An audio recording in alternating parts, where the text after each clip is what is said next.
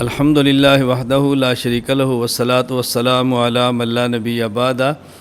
اللہ تعالیٰ کا بے حد شکر ہے کہ اللہ پاک اپنے دین کا کام لے رہے ہیں، خدمت لے رہے ہیں۔ اللہ تعالیٰ اس خدمت کو اپنے کرم سے، فضل سے، اپنی رحمت سے قبول فرمائے۔ جب بھی کوئی شخص دین کی خدمت کرتا ہے، اس کے خلاف مختلف طاغوتی طاقتیں میدان میں آتی ہیں، اس کا راستہ روکنے کے لیے ہر قسم کے ہتھیار استعمال کرتے ہیں، اور ایک بہت بڑا ہتھیار ہوتا ہے کسی کے خلاف غلط پروپیگنڈا کرو، الزامات لگاؤ، بہتان لگاؤ، اس کو بدنام کرو۔ اور یہی صورتحال کچھ عرصہ سے میرے ساتھ بھی چل رہی ہے۔ ہر سال کوئی نہ کوئی نیا الزام، نیا بہتان، نیا اعتراض آ جاتا ہے۔ اللہ تعالیٰ کا شکر ہے کہ اللہ تعالیٰ اسے سرخرو فرما دیتے ہیں، چونکہ وہ جھوٹ ہے، بہتان ہے، الزام ہے، اس کی حقیقت کچھ بھی نہیں ہوتی۔ اور میرا عام طور پہ مزاج ایسے الزامات اور بہتانوں کے جواب دینے کا بھی نہیں ہے، اور میں خاطر میں بھی لاتا ان چیزوں کو۔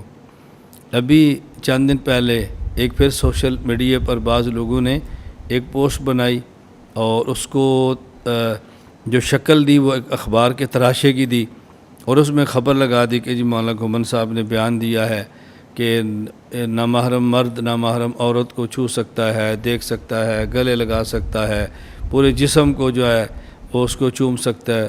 حاشا وکلا، یہ بات وہ ہے کہ عام مسلمان بھی نہیں کہہ سکتا۔ عام مسلمان بھی یہ بات کہتے ہوئے جھجک، شرم محسوس کرتا ہے۔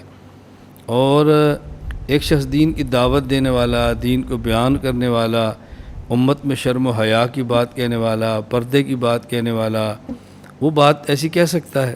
سوچا بھی نہیں جا سکتا۔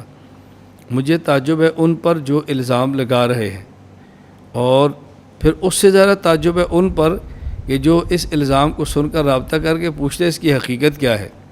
چلو الزام لگانے والا مخالف ہے، وہ کوشش کر رہا ہے، اس کو کرنی چاہیے، جتنا زور لگا سکتا ہے لگائے، دلائل نہیں دے سکا اور دلائل کی دنیا میں لاجواب ہو گیا، ایک ہتھیار اور استعمال کر لیں۔ لیکن کم از کم وہ لوگ جو سالہ سال سے ہمیں سن رہے ہیں، ان کو تو ایسی خبر سن کر سوچنا چاہیے کہ آئندہ کو اس سے بھی زیادہ بڑا بہتان آ جائے گا تو پھر کیا کہیں گے۔